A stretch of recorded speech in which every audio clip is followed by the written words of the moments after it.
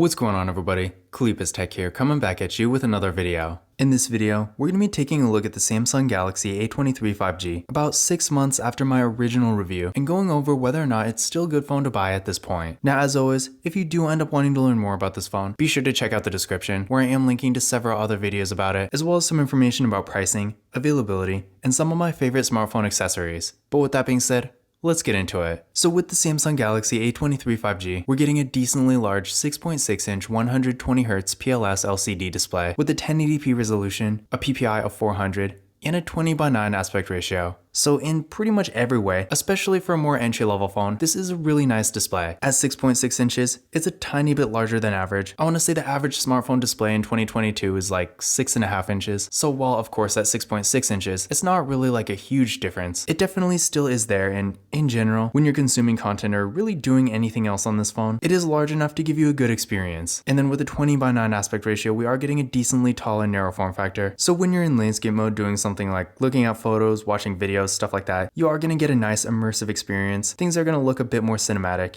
And if you're doing something like browsing the web, reading, using social media, stuff like that, with a form factor like this, you can fit a good amount of content on the screen without having to scroll too much. So in general, the size and dimensions here are great, and the image quality is really good too. The colors look really nice here. The 1080p resolution of course gives us a real sharp image, and the display is also decently bright too. The viewing angles are pretty good for being an LCD kind of display, although I will say outside in the sun, the phone is a little bit difficult to see, but in general it is okay. And then with a 120Hz refresh rate, the movement on the screen is nice and smooth, making the phone in general feel a bit more premium to use. So overall, is it the best display in the world? Not quite. I mean, compared to something a bit higher end like a Samsung Galaxy A53 5G for example, the display we're getting here isn't quite as premium, but in general, if you're consuming a decent amount of content and just using your phone a lot overall, with this phone, you will get a pretty good experience. Now for storage, the Samsung Galaxy A23 5G is getting 64GB of internal storage with microSD card expansion. So on one hand, definitely not bad. For the average user, it really is acceptable. And as long as you're mindful of what you're putting on your phone, then especially if you're using a microSD card, you're probably going to be fine on space here. But if you are someone who's really downloading a lot of apps and games and stuff like that, then keep in mind 64GB, while being at least okay, is definitely not amazing, and in this price range, I feel like especially in 2023, you can do a bit better. So if storage is really important to you, this might not be the best choice, but again, for the average user, 64GB is at least okay. Now for security features, with the Samsung Galaxy A23 5G, this phone does have Face Unlock, and it also has a fingerprint scanner right here on the power key. So nice to get both options here. But real quick, let's give the fingerprint scanner a try.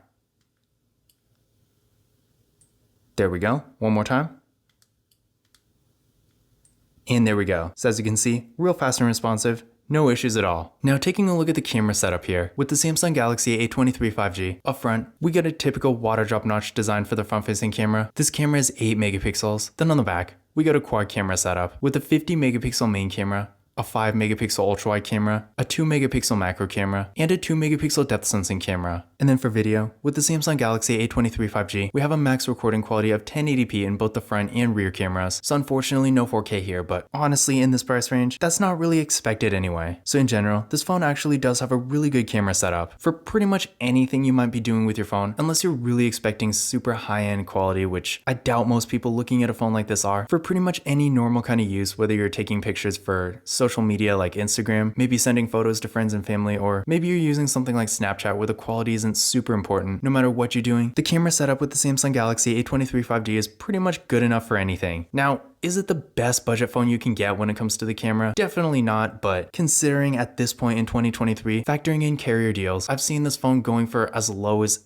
$80, so for what you're probably going to be spending on it, we are actually getting quite a bit here. To give you an idea of what it can do, here's some pictures taken with the Samsung Galaxy A23 5G. In general, I do think the photo quality is really good. Sure, again, it's not like studio quality or anything, but for the more average daily use, I feel like you really don't have to spend $1,000 or even $500 on a smartphone. You could simply get a phone like this for a couple $100. And again, I feel like for most things people are typically using smartphone cameras for, it will get the job done just fine. But in general, when it comes to the camera, really the only potential drawback I actually see here is that again, this phone does max out at 1080p for video recording, so no 4K, and on one hand, in this price range, that's really not an expectation. But if you are someone who's recording a lot of videos, maybe you're a content creator for example, and you really want that higher resolution, in that case, I could see this being a bit of a drawback. But aside from that more specific kind of situation, I would say for a more affordable device, the A23 5G really has a great camera. Now when it comes to RAM and processor, with the Samsung Galaxy A23 5G, we're getting 4GB of RAM with the Qualcomm Snapdragon 695 5G processor. Overall, the performance we're getting here is really good, and in my experience, for more basic things like social media, really any kind of social media for that matter, whether you're on Instagram a lot, TikTok, all of it works just fine on this phone. Maybe you're watching videos, YouTube, stuff like that. Even a decent amount of mobile gaming, no matter what you're doing on this phone, it will at least get the job done. Now, that being said, keep in mind, for more demanding activities like high performance mobile gaming and more heavy use, maybe you're just on your phone all day, for that kind of thing, you gotta keep in mind, despite being impressively fast for what it is, the A23 5G is still very much a budget phone. So if you get it expecting super high performance like S21 FE level, you will obviously be disappointed, but for the average user, again, I do think you will get a good experience. Now I did run a benchmark test on this phone using Geekbench 6, and here are the results I got. So what I recommend doing is running this test on your current phone, and then comparing your results to these, and that's going to give you a better idea of where this phone stands performance-wise compared to your current device, because depending on what you have now, this phone may or may not actually be an upgrade. If you're coming from like a Samsung Galaxy S10 for example, then yeah, I don't think this phone is really going to be an upgrade. In fact, it's probably going to be a noticeable downgrade. But if you're coming from maybe an A13 5G, then in that case, this phone will be a pretty significant upgrade. But again, in general, for the average user for more basic activities, the performance we're getting here is really good, and I do think most people will like it just fine. Now with the Samsung Galaxy A23 5G, we're getting a 5000 mAh battery that supports 25W fast charging, so definitely a great battery here. With this phone, you can expect to get great battery life and longevity, considering in the US at least, a 5000 mAh battery is pretty much the largest battery you can get in a smartphone. So if you are in a situation where maybe you're not always around a charger, and you need a phone that you can really use all day, for that, this phone is going to be great, and down the road as the battery degrades, which of course all batteries do, with a larger battery like this, it is going to last for quite a while without completely wearing out. So if you like to get one phone and keep it for a longer time without having to replace it, the A23 5G is going to be great for that too. And then with 25W fast charging, despite not being the most amazing fast charging out there, for a budget phone, it definitely is good. I mean, I've seen phones in this price range that have like 10W fast charging, so while it isn't the best, it can definitely be quite a bit worse. But keep in mind, this phone, or at least the one you get through Samsung itself, does not include a wall adapter, which I guess is just as well, because in order to actually use the fast charging, at least to its full power, you will need a 25W fast charger, which again is not included. But if you do want a good fast charger, keep in mind, I will be linking to one, along with several other smartphone accessories in the video description, so definitely check that out too. But yeah, in general, on one hand, having a 5000 mAh battery at this point in 2023 is